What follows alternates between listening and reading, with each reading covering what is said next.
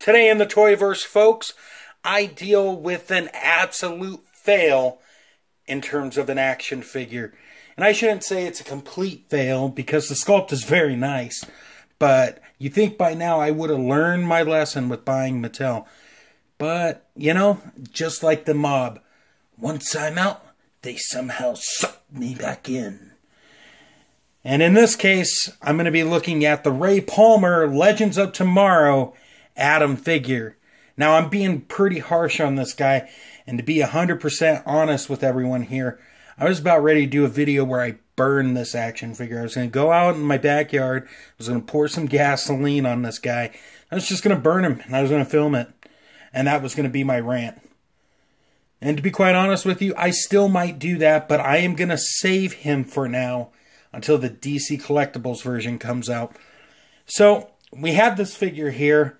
I'm so glad Mattel has the master license on the DC property because they do such an excellent job in terms of articulation and sculpt at the price point that they ask. I'm so happy for that. I really, really am being super sarcastic right now because it's total garbage. There are a couple of redeeming factors, and, well, you know, let's just bring in the figure closer here so you can see exactly why I'm ranting away. A, you have a beautiful sculpt here. Mattel, I gotta give it to them. They've done a nice job with the sculpting. The armor looks great. The suit looks fine. Just some really nice work here in terms of sculpting on the pistons, the elbow here, the shoulder pad. Even the helmet itself looks fantastic. And the bodysuit looks great, even down to the legs. I mean, it really does look quite nice. But then you try to pose it. And this is where the problem lies. Now, I'm doing this completely out of order because I'm frazzled. I'm just angry and I'm a frazzled man. So let's go ahead and break down the crappy articulation. In terms of the head, can't really look down, can't really look up. He can do the exorcist thing because it's going to take a priest to exorcise the crappy articulation on this guy. That's about it. The arms can go up that far, and it's soft goods on the shoulder pad, which is kind of nice. I can appreciate that. You got a bicep cut hidden right there. Looks good, don't get me wrong. But then we get to the bend here in the elbow, and that's as much as he can bend. It's ridiculous. It's total crap. Bring it back down. That's great. Shoulder and arm, I mean, it spins all the way around. No problems in that department. We get to the hand. It just spins. There's no hinge or anything. No alternate hands. He's stuck in the fist pose. I guess we're under a $20 figure. What's there to complain about? But, you know, it's just annoying at this point in the game. Especially when you see Marvel Legends with alternate hands and, you know, other stuff. Oh, did I tell you about the awesome diaphragm joint and ab crunch that this figure has? Oh, wait, I can't because it doesn't have one. All it has is a waist swivel.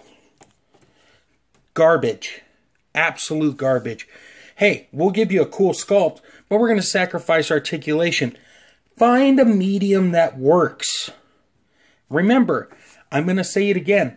This is a figure that has freaking awesome potential, but really falls short, and it's by a company that won't let other companies design good figures because they're worried about their sales floor potential. I guess that's business, folks. I guess we as toy collectors get to lose out on that crap.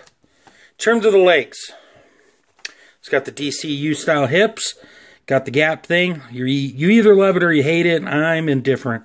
So I guess I kind of just broke that rule. No thigh cut, but you do have like a knee swivel or lower thigh cut. Let's talk about those jointed double knees he's got. Oh, wait, he doesn't have that. There's a stupid, ugly hinge right here. Ugly. Totally unacceptable.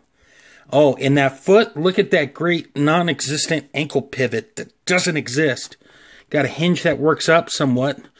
Goes back, but that's it. Nothing else to speak of. Hi, I'm Ray Palmer. I could be a cool figure, but I absolutely suck. I'm sorry, I shouldn't be this mad about something. I mean, this is a toy for crying out loud. But when you're spending money on stuff and it really falls below even the low expectations you have from a standard Mattel release, it just boggles the mind. The WWE figures have better articulation. And yeah, I'm a WWE fan, and I collect that line. I don't see why the DC line can't have the same thing. Just boggles my mind. So that's going to do it for the figure. Let's go ahead and talk about his accessories. And let's talk about this head sculpt. Done well enough. Looks kind of cartoony, but from the side it looks really good. You know, Brandon Routh, you get the impression that it's him, although it's very cartoony-like. So nothing wrong with that. Let's bring the figure back in. Pop off the head. Got this ball joint here that's totally useless. I just dropped it. Pop this in. Hear the sound, it's gold. And we reach the next problem.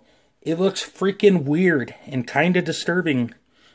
The head sits really high, the neck's really small, and on the side it just looks freaking ugly. I like that they included the head sculpt. It's just disappointing that it wasn't executed well enough. So there's that. Let's just pop this off. Put the regular head back in. Voila. Now, a second accessory is the accessory that I really, really love. It's this mini Adam figure. It's got great detail, great paint. I guess this is where all the money went. It went into the two accessories, because it definitely didn't go into the articulation on the figure. Done very nicely. When you see the slideshow at the end, you're going to see I tried to do some good pictures with this guy, and I think they came out pretty good, to be quite honest with you. So, no articulation, like I said, but it's to be expected on something this small. I don't know, is there anything this small that has articulation? I can't think of anything off the top of my head. Somebody let me know. So there's that. He also did come with a collect and connect piece, but I sold that. I'm not building the rookie. I don't even have the DC Collectibles one. I'm always on the fence on getting it, but I never do. So let me just pause the video real quick and get everything set up for the size comparison, and we'll call it a day. Alright, here's our size comparison. In the middle, we have Ray Palmer.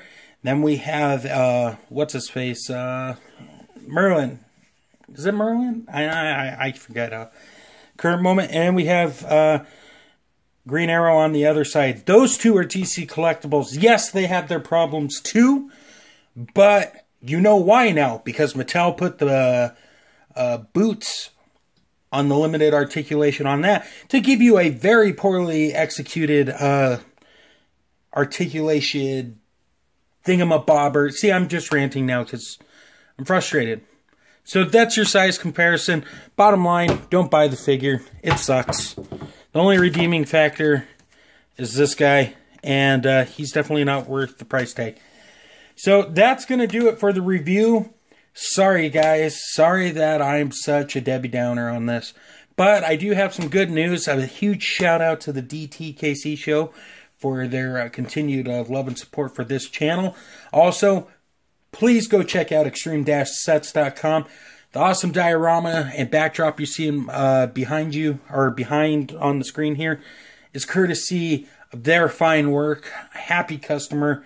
Amazing work. Also, head over to undercovercapes.com for all things geekery in the podcast verse.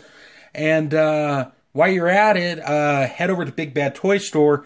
I would say to buy this guy, but unless you're super diehard fan, don't buy that there. There are plenty of other cool toys on that site that you can pre-order now.